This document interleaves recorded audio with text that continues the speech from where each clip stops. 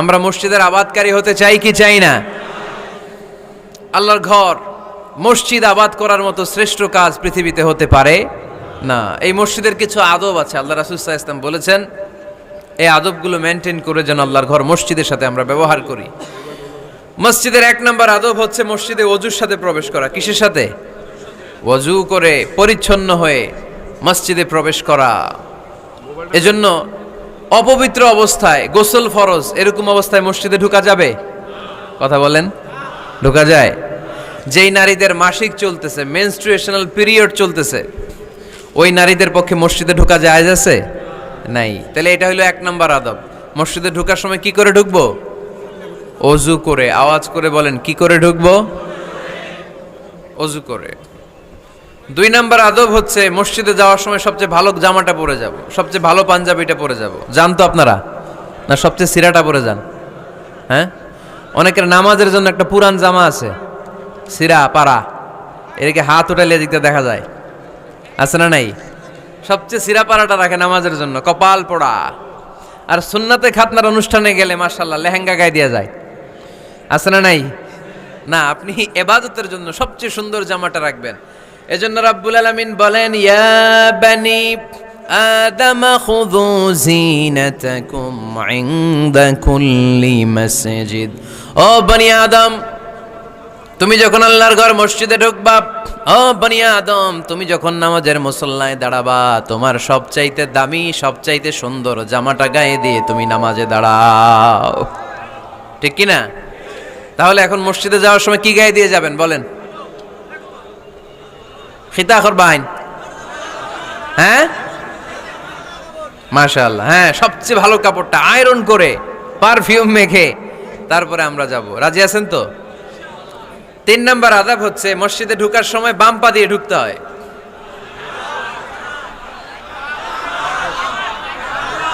কোন পা? আরো জোরে। এদেরকে গুতা মারা লাগে, নাইলে আওয়াজ বাড়ে না, এরকম ভলিউম টাইট করতে হয়। ভলিউম হাই করলে এরপরে বাড়ে, এমনি বলতে চায় না। আর ঘটনা কি? হ্যাঁ, খায় নাই। বদরের যুদ্ধ হয়েছিল রমাদানে, কোনো সাহাবী খায় নাই, না খাইয়া একেবারে সাইজ করে দিছে কাফেরদেরকে। আমরা না খেলেও আমাদের হৃদয়ে ইমানি শক্তি আছে না নেই? এই তো বোঝা যাচ্ছে ইমানি শক্তি আছে। এতক্ষণ আছিল কই? তো মসজিদে ঢোকার সময় কোন পা দিয়ে? এগুলো মনে থাকে আমাদের? ভুলা যাই আমরা, খেয়াল থাকে না তো এগুলা। এত কিছু মনের মধ্যে রাখলে এগুলো মনে থাকবে কেমনে? মসজিদে ঢোকার সময় কোন পা? আরো জোরে। বেরোয়ার সময় কোন পা? মনে থাকবে? মসজিদে যখন ঢুকবেন ডান পা দিয়ে ঢুকবেন, আর দোয়া পড়বেন, আউযু বিল্লাহিল আযীম ওয়া বিওয়াজহিল কারীম ওয়া সুলতানিহিল কদীম মিনাশ শাইতানির রাজীম। বিষ্ণু সাল্লাল্লাহু আলাইহি ওয়াসাল্লাম বললেন, যে ব্যক্তি মসজিদে ঢোকার সময় এই দোয়াটা পড়বে, শয়তান আফসোস শুরু করে, সে বলে, হায় হায়, আজকের দিনের জন্য, সারা দিনের জন্য তো তুই আমার ওয়াসওয়াসা থেকে বেঁচে গেলি, আজকের সারা দিনের জন্য তোরে আমি হারালাম, আজকের সারাটা দিন আল্লাহর পক্ষ থেকে প্রোটেকশন নিয়ে তুই বেঁচে গেলি, আজকের জন্য যা, কালকে তোরে আমি ধরবো। তারপর আল্লাহর হাবিব বললেন, ঢোকার আগে আমারে সালাম দাও। পড়বেন, আসসালামু আলাইকা আইয়ুহান নাবিয়্যু ওয়া রাহমাতুল্লাহি ওয়া বারাকাত। এই 2টা জিনিস যখন করে ফেললেন, তখন ডান পা দিয়ে পড়বেন, আল্লাহুম্মা আফতাহ লি আবওয়াবা রাহমাতিক। সুবহানাল্লাহ পড়েন। আল্লাহুম্মা আফতাহ লি, ও আল্লাহ আমার জন্য তুমি খুলে দাও, আবওয়াবা রাহমাতিক, তোমার রহমতের দরজা। তার মানে মসজিদে ঢুকলে রহমত পাওয়া যায় কি যায় না? মসজিদে ঢুকলে পাওয়া যায় রহমত, মসজিদের বাইরে রহমতের কথা আল্লাহ বলে নাই। মসজিদের ভিতরে রহমত। কোথায় রহমত? কোথায়? মসজিদের ভিতরে রহমত আছে না? বাম পা দিয়ে কি পড়বেন? আল্লাহুম্মা ইন্নী আসআলুকা মিন ফাদলিক, ও আল্লাহ তোমার কাছে আমি তোমার পক্ষ থেকে ফদল চাই, মানে রিজিক চাই। রিজিক দেয়ার মালিক কে? তার মানে খুব সোজা সাপটা কথা হচ্ছে, মসজিদের ভিতরে পাওয়া যায় রহমত, আর বাইরে পাওয়া যায় ফদল বা রিজিক। বাইরে পাওয়া যায় কি? রিজিক। মসজিদের ভিতরে রিজিক আছে। তার মানে সারাদিন মসজিদে বসে থাকলে রিজিক মিলবে?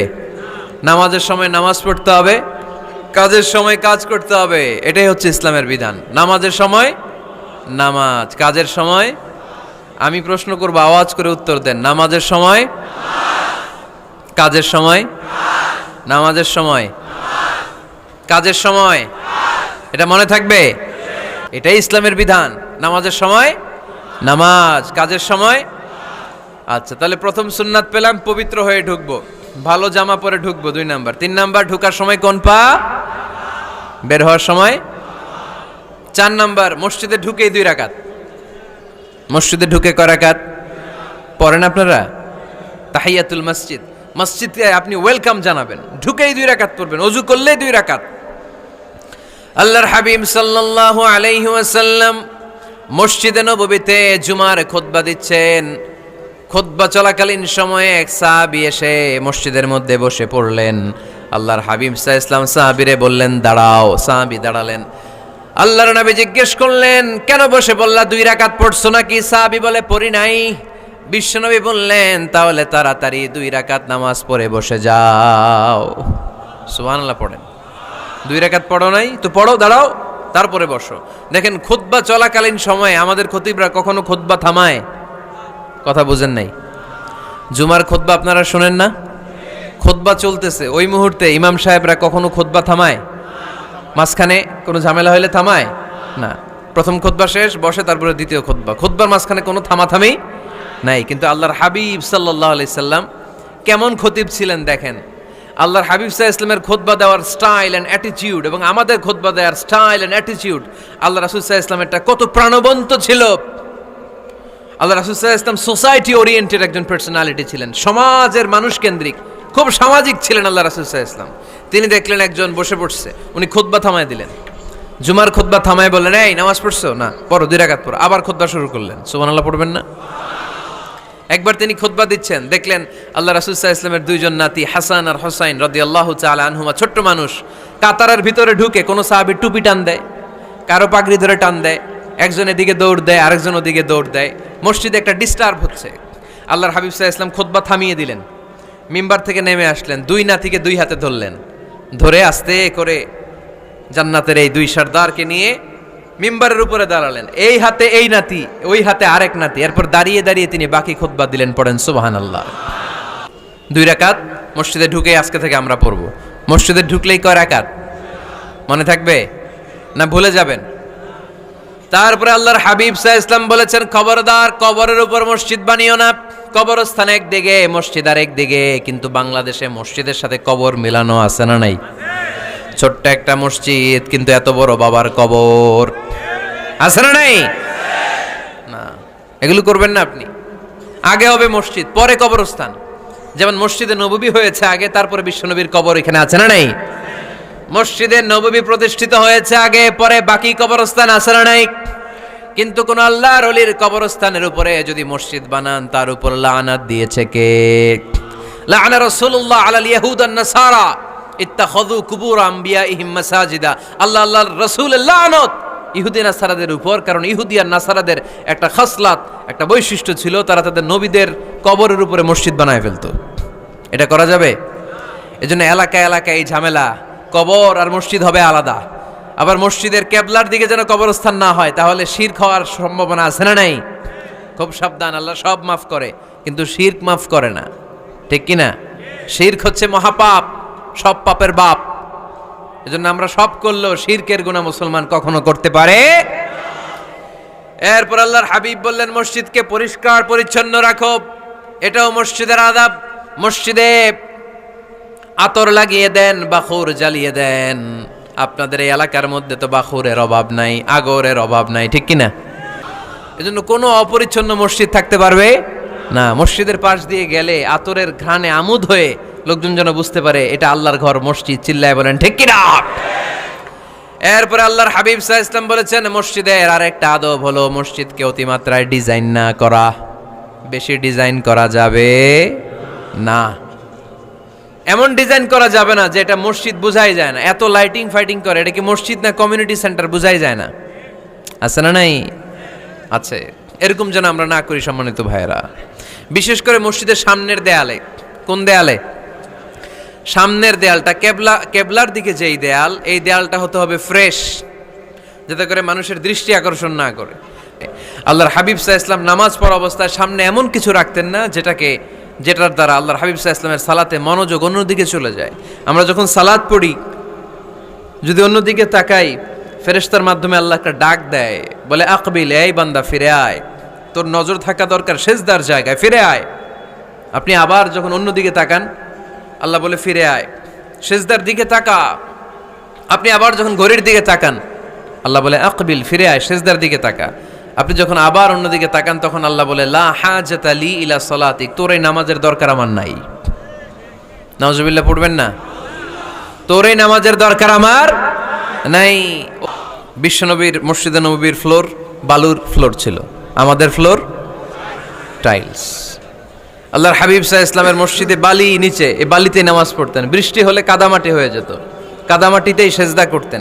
সেজদা করলে কাদার মাটি আল্লাহর হাবিব সাল্লাল্লাহু আলাইহি ওয়াসাল্লামের নাকে আর কপালে লেগে যেত।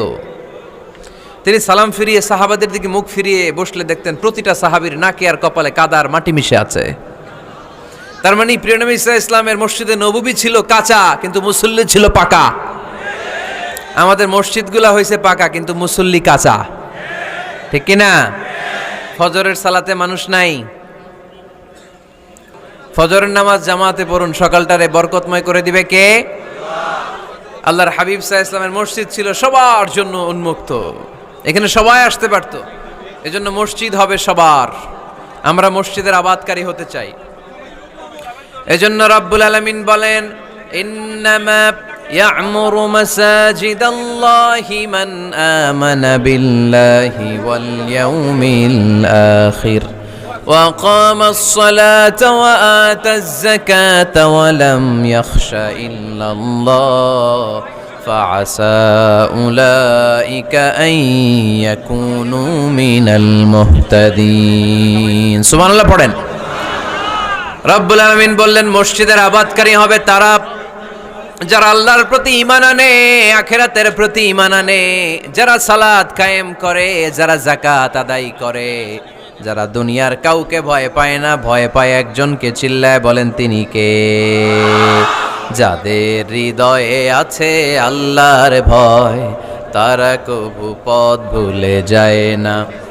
আল্লাহর প্রেম ছাড়া এই দুনিয়ায় কারো কাছে কোনো কিছু চায় না, ঠিক কিনা?